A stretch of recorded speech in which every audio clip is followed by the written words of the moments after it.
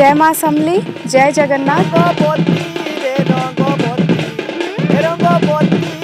रंगवती हाय रंगवती कनक लता हसी पदे कहलु कथा